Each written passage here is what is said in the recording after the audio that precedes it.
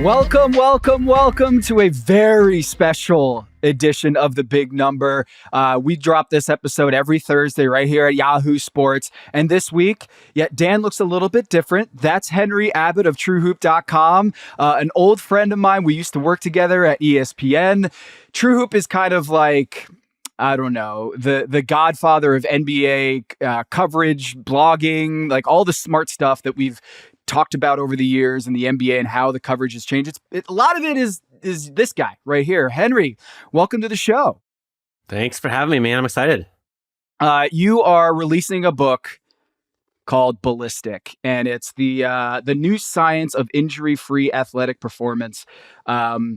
This was such a joy to read and follow along this journey, not just about injury prevention in sports, but injury prevention in like America and in my life. I got so many notes down here talking about like how I can move in my 60s, 70s, 80s. And like this book is not just for NBA junkies, and there's a lot of really interesting, deep information about injuries in the NBA and stuff. But I just want to say, this was awesome. Thank you for writing this book. Yeah, thanks, man. Did you see the, I don't know the version you have. Does it have the blurbs? Yes, it's got blurbs. There's a Pablo Torre one is the one that's like, he says, I believe he said, if you have hips, buy this book, which is like, I love that. If you have hips, buy this book, Pablo Torre, exactly. And that's a pretty big market. It rolls out some people. Not everybody's, people are getting them replaced these days, Yeah. They're taking them out. But most people have hips, yeah. We're going to talk about that. But first, let's get into the big number here, which is... this week's big number is 6,000. That's the threshold of number of games lost due to injury or illness in the NBA already this season, according to injury expert Jeff Stotts of InStreetClothes.com. This is the only second time since Jeff has been tracking injuries in the NBA since 2006. It's only second time we've hit that 6,000 games lost due to injury or illness threshold. And the only other time was during the COVID-ravaged season of 2022, Henry. So this book right here is addressing this very thing, is that we're kind of at this injury crisis in the NBA. And I think in America, a lot of people are going through hip replacements or, weekend warriors are trying to figure out how they can get back their peak athletic performance in high school or in their early 20s later in life. And your book is addressing all of that in a wonderfully woven story, not just about the NBA or sports or pro sports or elite sports, but also you, Henry. You met this guy, Marcus Elliott, that we have known for over a decade now, I think. And he it's almost like a biography, also looking at you and how you fit into this whole story of injury prevention and moving. And it's against this backdrop in the NBA, Henry, that we've been covering for a long time, is that these bodies are broken. Largely, the NBA body is just like you and I trying to figure out how we preserve our mobility and play at our best and perform at our best. And it seems like, Henry, you had this issue. Kawhi Leonard has this issue. LeBron James has this issue. Zion Williamson has this issue. Is we don't really understand the body very well or why we break down. And so I guess that's where we start, is like that 6,000 number. Mm-hmm. We're still not really figuring out why NBA bodies are breaking down so much. Yeah, I think I really genuinely feel like we're at a turning point of history.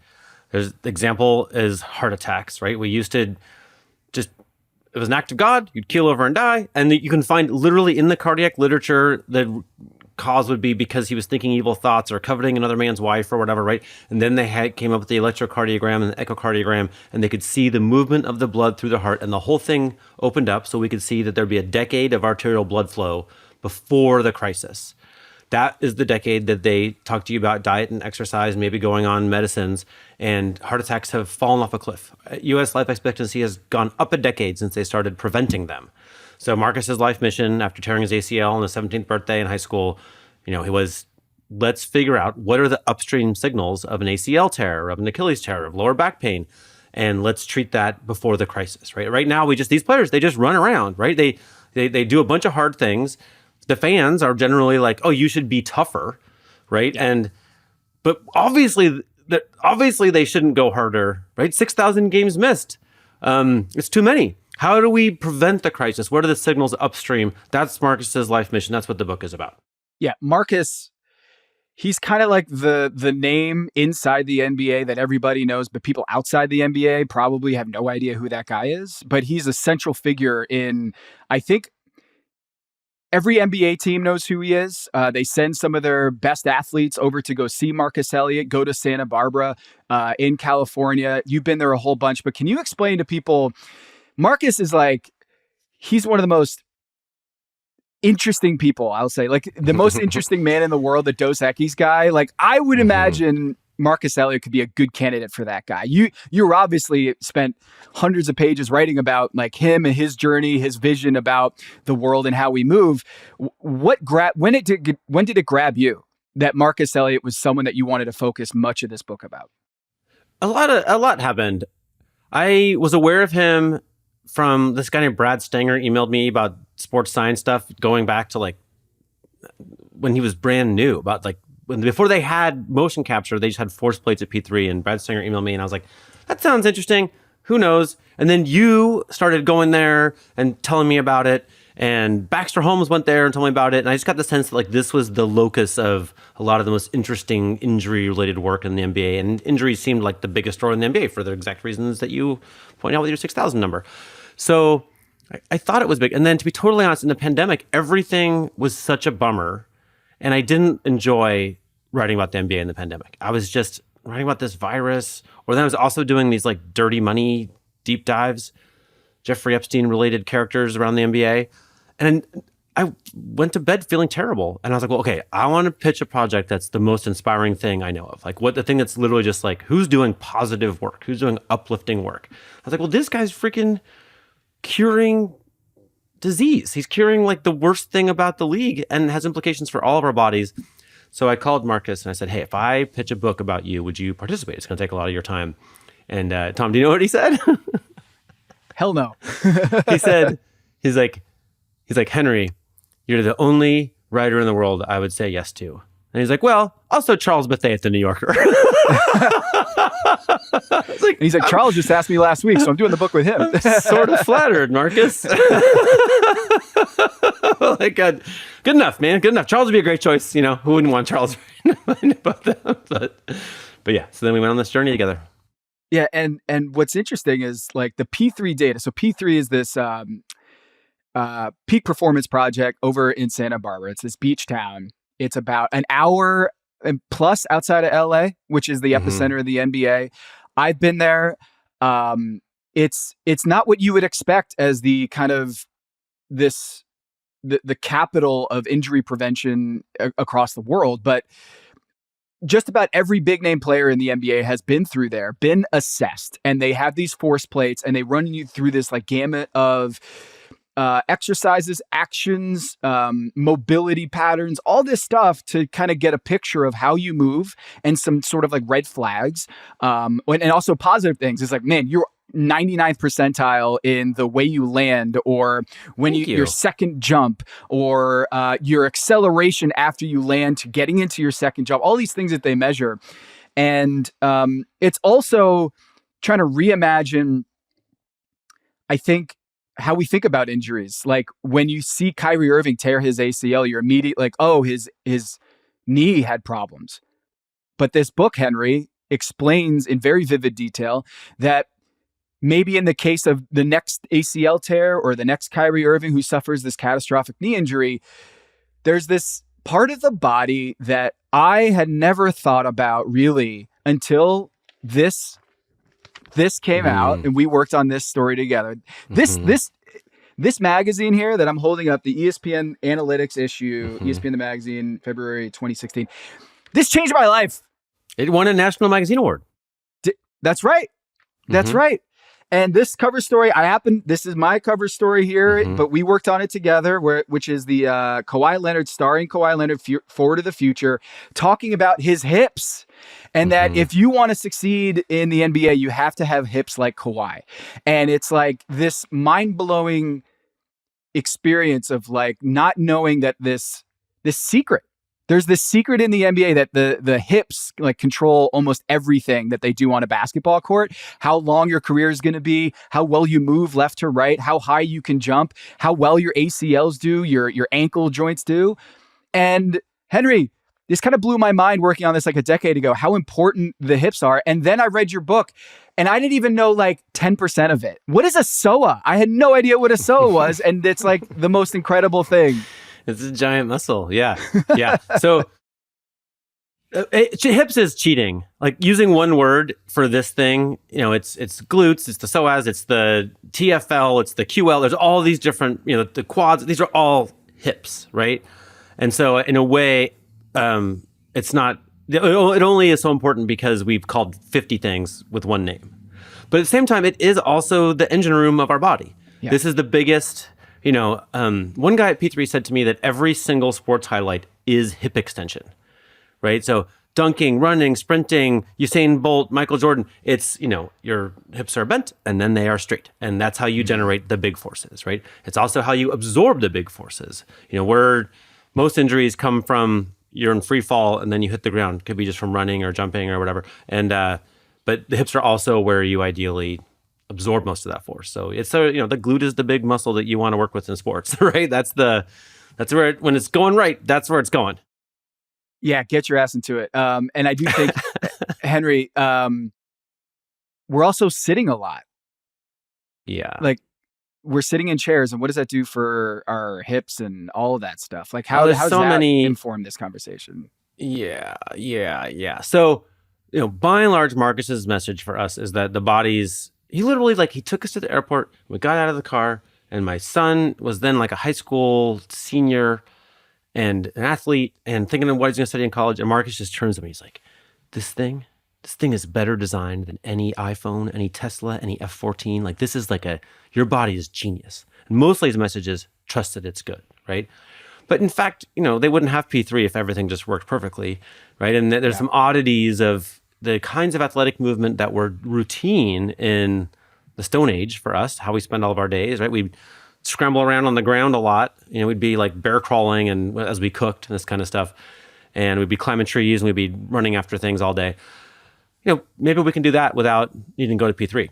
But now we're sitting a lot and there are myriad problems that come from that. Things get weak. But one of the big categories is the hip flexors, right? The muscles in the front of your hip, including the psoas is the big one. They tend to get short and weak. And so, if you, you'll feel your psoas if you stand on one leg and lift your knee as high as you can. So you're standing on your left leg, lift your right knee. Some people can't even get it level. Like a 90-degree angle. Yeah. Some people, you might be able to, if you work your psoas, you can lift it. You can really lift it, right? This is a muscle you can work on. That's one aspect of the psoas is just all out and out strength and range of motion. But there's another, the big one that gets so many of us is it's never been released. It's tight. It gets gunked up. So it goes from, picture your belly button.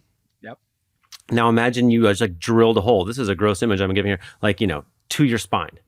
The inside of your spine behind your belly button is where the psoas, a bunch of a phalanx of tissues all up and down that lower part of your spine connects in there. So it pulls your spine forward, right? And then it loops to the place you can find it and touch your psoas right now if you want is there's a pointy bone on the outside of your hip. So feel that pointy bone. Now go just a little ½ inch in towards your no-no square, and you push there, it might be sore, that's your psoas. And then from there, it loops around the front of your pelvis and up into a place where you don't, the very top of your femur on the inside, the awkward side. So it's big. It's a big, strong muscle. But if you think about it, it's pulling you into good posture as you sit, right? It's it pulls your back forward.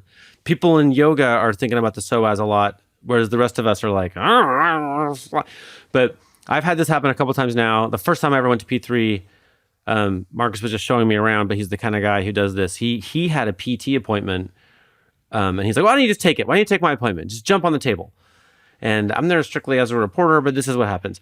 And his friend Mike, who's kind of a legend of soft tissue, Mike assesses me for 30 seconds and is like, it seems like you don't have good hip mobility. I'm worried about your psoas.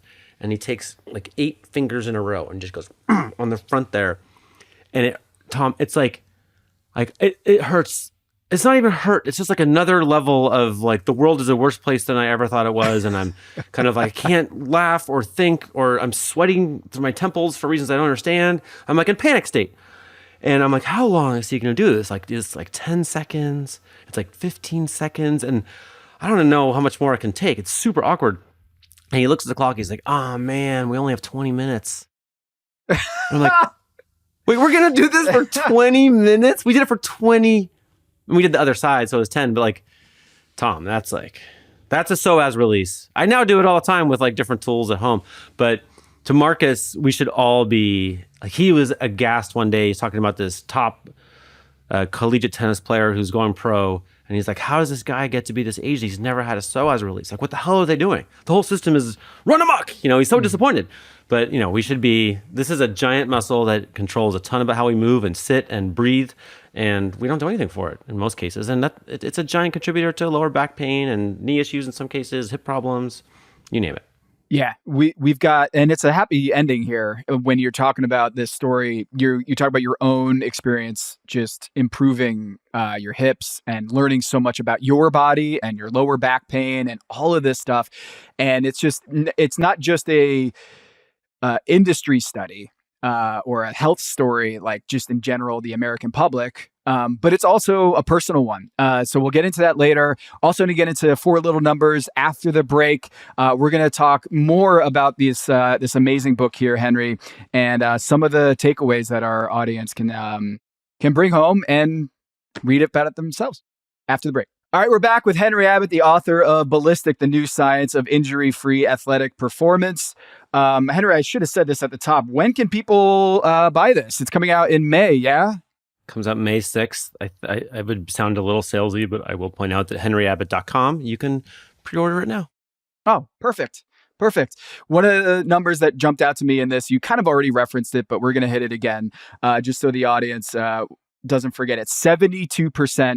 That is the decline in death rate due to heart disease in 1955 when Dwight Eisenhower had his heart attack. And then it became this like global story that is hard for us to understand how we used to operate in the 50s, and behavior and eating habits, sleeping habits, smoking, all this stuff contributed to 588 heart deaths, I guess you could say, per 100,000 to that drop from 588 to 162 per 100,000 in 2019, as you wrote about. This is kind of, I'm going to quote you, it's seen as one of the most successful medical interventions of all time, with the results measured in millions of life years. Americans can now live on average a decade longer. Why is this fact, Henry, so central to Ballistic? Because I can imagine the analogy is we can add millions of years to athletes' careers if we try to prevent injuries, right? In the same way that cardiology just had this revolution in the 50s. Yeah, that's a story about Paul Dudley White. And if you go to Boston and ride your bike along the Charles, that's the Paul Dudley White bike path. He's like the most celebrated, cardiologist in American history, basically. And he wrote the textbook, which had this prevention insight in like 1935, but it didn't catch on. It wasn't like the insight didn't take until the U.S. president had a heart attack in office, which the response in real time, people compared to Pearl Harbor, right? It was Dwight D. Eisenhower's heart attack on the golf course was like a giant thing. And then they flew Paul Dudley White out, and he held what some say was the most important press conference in global history, where he explained to the assembled press how heart attacks happen. Like, he'd been sitting on this knowledge for 20 years, and now they would listen, right? Because the president needed to survive. And he's like, he said, like, people you here in this room, like, you have the precondition of a heart attack right now. We don't know which ones, but like, you would benefit from, at that point, they still needed to complete the research. Like, is it exercise? Is it changing your diet? Is it stopping smoking? But like, we're going to get the arterial blood flow improved in your heart, and then you're not going to have the crisis, right? So the reason this is in the book is because we're in the dark ages right now of that for ACL tears and Achilles tears and lower back pain and all these problems that are keeping our NBA players and our friends and ourselves from moving how we want to move. So, to Marcus, it's, he's the Paul Dudley White figure. To him, it's like obvious how A plus B equals C. And the rest of the world is just starting to get the idea that there are things that there are factors that make an ACL tear that you can see in the years before the crisis. Yeah. So one of the things that he's looking at is what the next big little number is, the 11,000 newtons of force, which is when we talked, you were like, we got to go deep on 11,000 newtons of force. So besides newtons, I love fig newtons. Like that was like the little cookie in our house pretty good. when I was a kid. Sure. They're delicious and kind of squishy, but yeah, kind of squishy. And I don't know that I've had a fig newton in some years, but 11,000 newtons of force. What does that mean? Well, if you picture 11,000 fig newtons, just go from there. No. Yum. Yeah. It takes about, like, a pro boxer punching is about 100 newtons. There's the most disgusting job I know of, and multiple people have this job, if you read the academic literature, is taking a human cadaver. Brace yourself if you don't like gruesome things. And then they put forces on it to see how much force it takes to sever a human spine, completely sever the spine. The answer there, depending on the study, is around 3,000 newtons, 2,900, 3,200. So, okay. So you can sever a spine with 3,000 newtons. Meanwhile, there's an NBA player. I don't know this player's name, but a big fella stepped off an 18-inch box at P3, landed on the force plates with 11,000 newtons of force, triple the required force to sever that person's own spine. So what does that mean? To me, I think of that egg drop physics experiment. Did you have that in physics class? Mm-hmm. Did you do the egg drop? Yeah. So they give you an egg, they give you some pipe cleaners, some duct tape, some paper, some balloons, whatever. You got to make a contraption so the egg won't shatter when it's dropped out a window or off a tree or from a ladder. Our torso is that egg, right? And the contraption that we have to cope with the force of free fall is the 3 stacked joints, ankle, knee, hip, right? That's how we were designed. And the point of this 11,000 Newton thing is we're banking on some high performance from that contraption, right? It needs to work. It needs to work well. It needs to be strong. It needs to be synchronous. We need those joints to move together. Otherwise, there's enough force around. Even there's a woman in the story who's tiny, 5'5", lithe little pro volleyball player. She lands with 3,100 newtons of force just stepping off a box. So like the point is, big forces. When you go airborne, you're landing with the biggest forces in sports, way bigger than the forces of jumping or punching or hitting a baseball. Like that's all nothing compared to these forces of landing. That's what we're dealing with. Yeah, one of them, it might be Zion. Like that guy might be the one who has the record holder. I think it's Anonymous who has the 11,000, which is kind of one of the tension points in this story is that Marcus wants to keep this data under wraps because he wants to protect the athletes. And so a lot of the reporting is anonymous or some of it is anonymous. And you do get some really cool anecdotes here with the player's blessing about, specifics on how well they move and some problem areas. But Zion Williamson is kind of one of the central figures in this book, just as a hypothetical, is he keeps Marcus Elliott up at night. Like he has sleepless nights thinking about Zion Williamson, not because he works for the Pelicans or because he's, he's part of the family or anything. Not that he has any special connection to Zion. It's because we all want to see Zion do amazing things in the air and do amazing things on the basketball court. And he just got shut down for the season. And this is kind of the story of Zion Williamson. He came in as this athlete that looked like a linebacker. Even I would venture to say like a lineman, that he was so big and yet he could fly and he could do things we could never imagine. And like 11,000 newtons of force, 11,000 newtons of force is going into the ground every time that he lands or somewhere around that. I'm just imagining Zion and how big he is and how strong he is and how much he flies.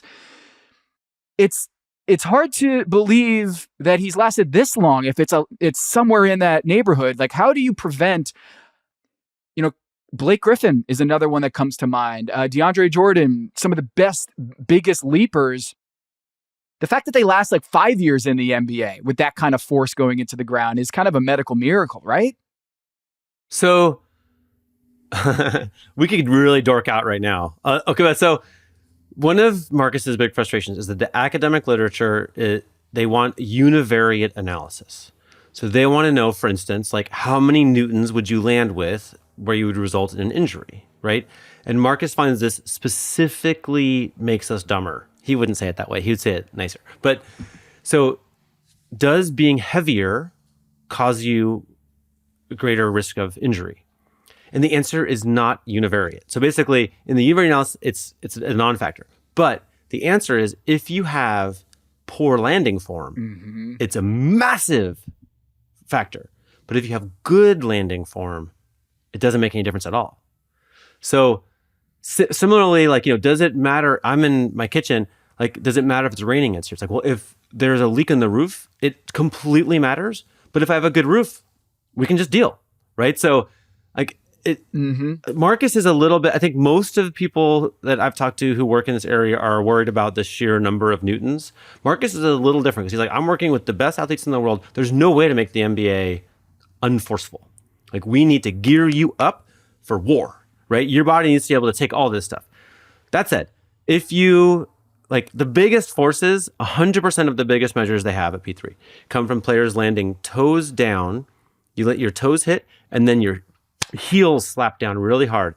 That is a bony interaction. So this is the egg with 80% of the player's force, the torso, is now expressing itself to the ground through like almost like a pool cue, right? Your tibia is like forcing the ground. It makes a big noise, right? And by the way, that force is now being expressed from the ground up into what's the top of your tibia? That's your knee, right? So the much preferred way to land is on the ball of your foot with your ankle strong and your lower leg muscles strong. And then the force goes right into your Achilles, which is very much designed to take that kind of force. And then it goes into your quads and glutes and all these big muscles. And the 3 stacked joints bend synchronously, and you can absorb tons of force like that. So in the way Marcus would say, we can deal with your 11,000 newtons, but I will tell you there's a loophole in this, which is if you land that way, you won't experience 11,000 newtons. Like just landing that way will bring the number way down because it's all going into soft tissue instead of bone. Yeah, I think there's an interesting part of this where you point out that lower back pain is a huge problem in the league. It's something you were dealing with. And there's this concept of a blender and a yielder. And like the study that P3 did using NBA players, looking at NBA players, was that there was a 300% increase in chances of NBA players to have back trouble if they're a blender as opposed to a yielder. And so I'll use that as the third little number, 300%. You had back trouble. You had an experience where I think Marcus looked at you and just within like minutes was like, "Oh, you look like you're a blender." Just by the way, I didn't have back trouble at that time, and then sure enough, like a curse, I was cursed by a scientist. Yeah. So explain that. Like, what happened?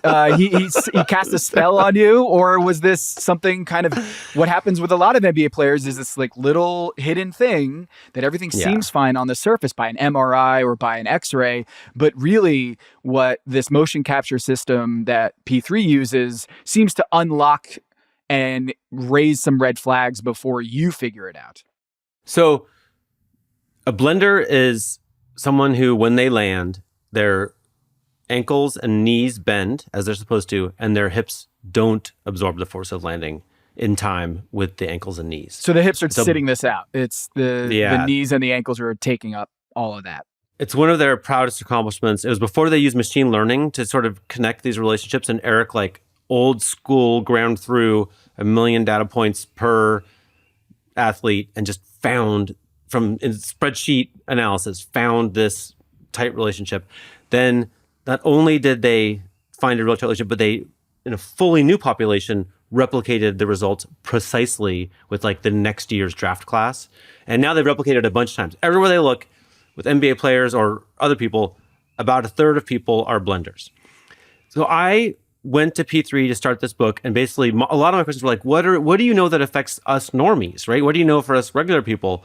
And they kept saying, people will talk about kyphosis or computer back, where you're hunched forward, or blenders. Only now do I realize that they were saying that to me, all of them, because I had both of those things. They were looking at me.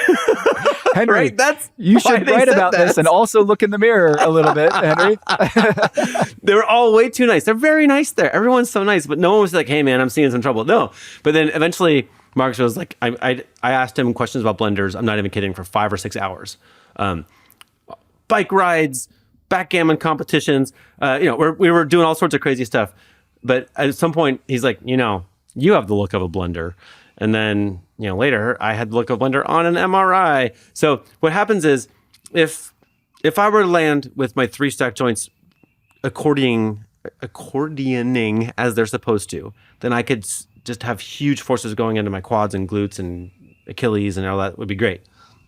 With my hips sitting it out, the force that would have gone into my glutes just goes right up the chain to the next thing, which is my lower back, where you can see, like on the MRI, you can see just destructo. It just looks like a lot of people are like, oh, I have a bulging disc. Like I have everything. I have like all of the things that can be diagnosed. I got them all. And they literally they're like, oh, this is pretty bad. And long story short, I did a bunch of PT and got to where I could drive a car and walk my dog again and fly to Santa Barbara to keep working on the book.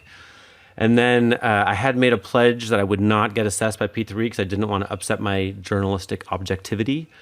And Marcus was like, I know you got your journalism thing or whatever, but can we help you out, please? You're just kind of an invalid. I think honestly, I was not as fun of a buddy to visit for him when I couldn't go scramble around on rocks and jump off cliffs and stuff. And so I was like, can you do this? So I was worried I was going to spend the rest of my life in debilitating I think pain. Journalistically, though, you were able to tell a better story, a richer story, more interesting story because you got assessed. Yeah. I made a choice out of sheer desperation and pain. But the fact is, I got assessed on Friday. I got the preliminary results on Friday and went through my first workout. And on Saturday, I was running up a riverbed barefoot with Marcus. And and then I don't know, maybe 2 months later, I did this high rocks competition with against Lance Armstrong on the East River in New York. It was kind of a wow situation where I still have to do my homework and do my difficult work. Mm-hmm. None of it's easy. It's like doing the hardest PT you've ever done, but it's pretty darn effective. Yeah.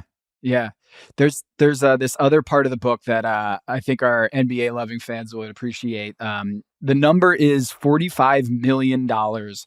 That's how much the Phoenix Suns spent on their Verizon 5G Performance Center, boasting 150 HD cameras.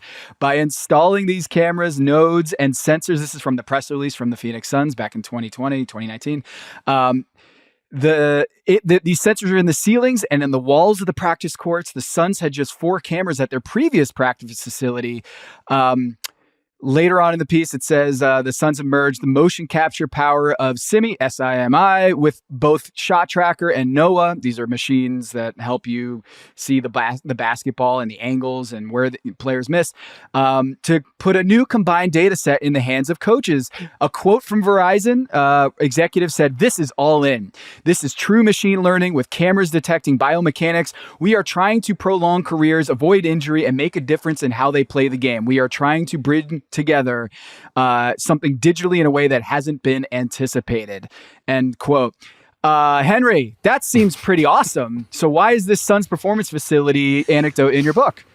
So I think P3 deeply wants to build a trusting relationship with teams in the league and be part of the solution here. But there were a couple of whoopsies where they kind of complained about dumb things happening in the league. And this one takes the cake where a lot happened with the Suns after they changed hands as a team after that press release. Matt Ishbia, and then yep. And they signed older players who were rather delicate and they wanted to baby their bodies along a little better. So at some point in there, the Suns called P3 to fly out and see about working together. And one of the P3 employees was working with the Suns to log on to the system and do some assessments, and he called back to P3 and he was like, they don't know how to turn it on. The whole server he could see of where the data would be stored from this magical court that you read the post release about, like, had not been turned on because the Sun staff didn't know how to turn it on. There was no data. There was a little bit of data from, like, they have another setup on the side that's like a smaller, more simple thing, but the big magical Verizon touted thing, maybe they know how to turn it on now. I don't know. I think a lot has changed actually since the last couple of years for the Suns. But yeah, there was a moment where that was like the P3 staff just loved to make fun of that. Yeah, well, isn't it kind of, I think it's not to rag on the Phoenix Suns, but it's, I think, emblematic of a larger story in the NBA, which is they can have these amazing medical staffs with like crazy number of people, performance staff, amazing technology. They are opening up a new practice facility that would make the Pentagon just gasp, just like how much technology they have in these places. But if they don't have the right people in place to actually turn it on or to make sense of the data, it is next to useless because there's just so much data to capture. And one of the problems with P3 in the early going was they just had so much data they didn't really know what to do with until they hired Eric, who was at Stanford and just wanted to make sense of basketball. I think you wrote that he was, whatever he wanted to do, he wanted to be an expert in something. But basketball was just this fascinating sport with all these forces and careers and an amazing sport. But you have to like sit with this data for years before you can learn anything from it. And so I feel like there's this tension in sports where there's this rat race of trying to have the brightest, most expensive, most state-of-the-art facilities, but also, do we really know what we're doing with them? Yeah, it's a great question. And it's a data question. So, Eric had a biomechanics degree from Stanford, but then he went back to school to get a data degree from Columbia. And this is the step, that's a crucial step. Most teams don't have that guy, right? So the data question really is, we have all this evidence that looks like landing without engaging your hips leads to lower back pain. Is it enough to make a valid argument that it's causing it? That's a data question. And it's not a simple one. And, the correlation causation stuff is at the heart of this. Now, there's another problem, which is NBA teams want to own everything. So I went to Pro Day in Santa Barbara. The William Morris Endeavor Pro Day for their NBA prospects is in Santa Barbara. And it's every single NBA executive you could possibly name, from World Wide West to David Griffin to Sean Martin. Like, everybody's there watching. The year I was there, it was like Ben Matherin and Chet Holmgren are working. And I talked to all of them. And I talked to tons of people about how they think about these. So these players have been in P3 for 7 weeks, assessed twice each, and then their data is with 1,000 other NBA players so they can compare and say, Chet Holmgren moves laterally like these other power forwards, or better or worse. His injury risk profile is better or worse, and on, all these things. And most of the GMs were like, yeah, we think that's really cool, but we prefer to have them come to our facility, and then we'll assess them with our trusted staff, etc. But here's the giant problem. They have like 12 guys on the servers. So they don't know if Chet Holmgren moves well or not for an NBA player because they only have 12 guys. Literally, the numbers are like 12. And sometimes they'll get more over time. But when I went through my thing, Alex Ash, I don't know if you met him, but he's a great guy. He runs the lab, which is like the P3's thing for normies like you and me. Alex told me confidently that when I step off that 18-inch box land on the force plate, if I land with 4.5 times my body weight or less, then my risk of injury falls off a cliff. Do you know how much data you have to have that conclusion? Yeah. Right? So Marcus has conversations with NBA teams who want to own they have all the same tools that Marcus has, but they don't have the data set. So he's like, well, how do you know when to stop the workout? How do you know what to have the player not do so they don't get hurt? And there's not a single NBA team that has a big database. None of them can say this. So there's this problem of overfit when the thing is young. You just have these conclusions when you only have like 12 guys. It looks like, oh, well, taller players don't get knee injuries. It's like, no, I mean, you just have 2 tall guys who didn't get injured. You Exactly. don't have anything that's true about people generally. So they're the only ones with a big data set of elite athletes that I'm aware of. So Yeah. that's why they get to have conclusions. So we'll get into that in the next break here about where we go from here is there's all this amazing information, but there's going to be a part 2 to this story, because you're not describing this like narrative arc of like, and this is the end point. We're at the beginning of this journey of injury prevention and trying to solve this problem. And so we're going to talk about that right after the break, where we go from here. All right, we're back with Henry Abbott, the author of Ballistic, the new science of injury-free athletic performance. Henry, the analytics issue that I just showed earlier in this episode, that was in 2016. So what do you hope to happen in the next 10 years since this book was put out? Like, what do you want to see? Where do we need to go as not just sports, but as humans? Like, what do we need to better understand? I genuinely think the biggest problem right now is that people still believe injuries are inevitable. Every time someone gets hurt, everyone's like, oh, that's going to happen. And it is not true. We need to get past that, right? We need to think like, something went wrong here. Greg Oden should be playing. Mm-hmm. And it can happen. Zion Williamson should be playing. Look, there was 275 games lost due to injury this month from star players. The month of March had 275 games that we just did not see the star player play, either because they were injured or because they were resting. And the answer is like, we should try to get down to 0, but Henry, it's probably more manageable to get it to like, 150 instead of 275? What would be the number in your mind where it's like, we can cut injuries down by X in the next decade? We should. Like, that's no one really knows, and every sport is different, but I know that there's ACL prevention training in female soccer players. That's like 60 to 75% reduction if you just do this little training regimen. So that is a sense of what biomechanical improvement can offer. That happens to be a 5-alarm fire of injuries, right? ACL tears in female soccer players. But these kinds of things are there, right? This is the kind of opportunity that we're not using broadly. But the NBA has a new league-wide program where every player is getting assessed 4 times a year, and the data is being shared with P3, and they're going to start. If everyone believes injuries can be prevented and the data is in place and flowing, then I think the next step after that is doctors and caregivers and physical therapists and massage therapists and everybody who touches athletic bodies should start believing that biomechanics are the big hammer here, right? This is the big cause and fix. And once that happens, then maybe even we'll get in the magical where insurance companies would cover it, where you could get assessed and pay your copay. Then we would really be getting somewhere. There's a moment in the book where you're looking at this amazing facility and being like, only people here who are quote unquote like broken are here, but why shouldn't this be filled with people who want to prevent injury and using all these amazing facilities? And it's largely a very complicated issue that involves healthcare and co-payments and all that stuff, and insurance. But there's this anecdote that is so amazing, and it's great for our listeners. This breathing exercise that you did in P3, where they asked you to hold your breath for as long as you could. Can you explain quickly what that was and how that like kind of blew your mind about the potential of the human body and all that we can do? And that when Marcus is saying that this is the most amazing machine ever, way better than a Tesla, it's something like this. So we're literally just getting a tour. He's walking me around and he's like, oh, here's this guy, Alex. So why don't we go in this room and do a little breathing exercise? We got a guy from Stanford here. It's all confusing.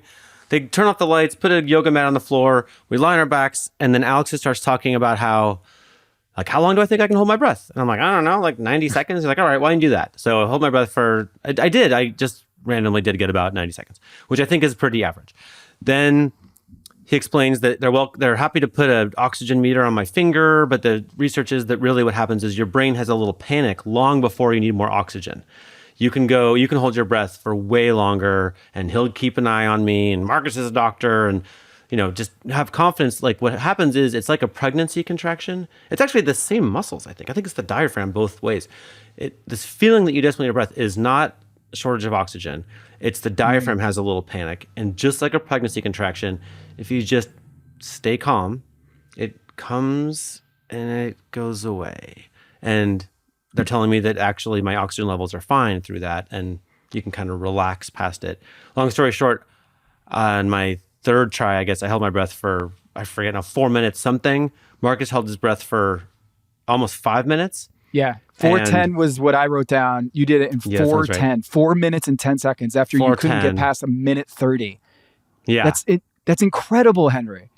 Because they just told me that the feeling that I had was not needing oxygen. I thought I was going to die. But they're like, no, that's fine. You're fine. Just picture a flickering candle, chill out. And it's the same. This is how everything works in our bodies, right? You can't obviously run on a severed Achilles tendon, but you can have things that feel incredibly intimidating and difficult, that it's just your central governor, the little panicked part of your brain saying, ooh, I'm uncomfortable, but you can relax through a lot. This is what you use in the cryotherapy chamber. This is what you use swimming in cold water. This is what you use when you're in mile 22 of the marathon. Like, stay calm. Your body is a 14. It's designed to deal with a lot of stuff. And there's so many good anecdotes in this book. I really want people to read them because I can't do it justice here in this podcast. But you're meeting bears in the wild, black bears in the wild, and that relaxation technique, it helps you survive a bear encounter. But it also helps you get over your hip issues or your back issues.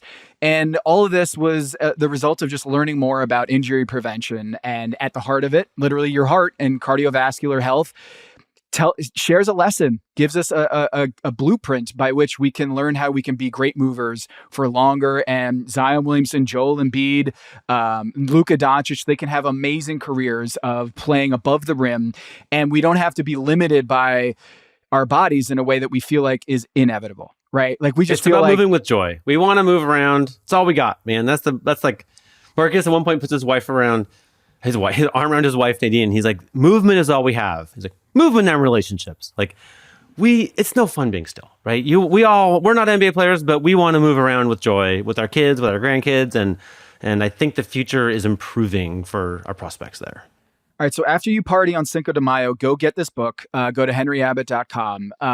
I've got some takeaways here from my daughters. They're 8 and 5 years old, and there's so many stories in here about Marcus and his family and your family, and Duncan going into the water and freezing cold water and swimming out to a buoy that is when you're at the end of the day, as a father, these are the moments where you're just looking and I'm so glad I went through that really hard thing and saw my kids and passing on these lessons to your kids. And that's sort of the takeaway that I have is, as much as this informing my day job and covering the NBA, I think there's a lot of take homes for everyone reading, right? Everybody. We've all got bodies. If you got hips, this is the book for you. Thanks, Pablo. All right. And truehoop.com, you can find all of Henry and David Thorpe and Gerard Hector's work. Also, man, Henry, just thank you. This is a wonderful book, but I've been on runs with you. I've had a lot of coffee shop talks, and all of it is, this book is the culmination of all that thinking and hard, deep learning that you've been doing. It also, it's a story about relationships and Marcus Elliott and how he can help people. And I think it's a really good story for everybody to learn. So thank you. Thank you. No, thanks, Tom. And thank you. Honestly, I barely knew who Marcus was until you told me. So you changed my life too. Thank you for making me think about Marcus more. And eventually I had to go to Santa Barbara because you were talking it up so much. So yeah. Really? We just should be thanking Kawhi. That's it. Thank you, Kawhi. Yeah. Very much. Yeah. All right. Exactly right. Henry, thanks so much. That's going to do it for this episode of The Big Number. Thanks to Emmy, Mike Stone, and the entire squad that works behind the scenes of this show. Please watch The Big Number on YouTube. Subscribe to The Big Number wherever you listen to your podcast. Leave us a 5-star rating, please, and tell all your friends to go not only give us a 5-star rating, but go pick up this book. We'll be back next week with another episode of The Big Number. And until then, go get out and moving. Move those hips.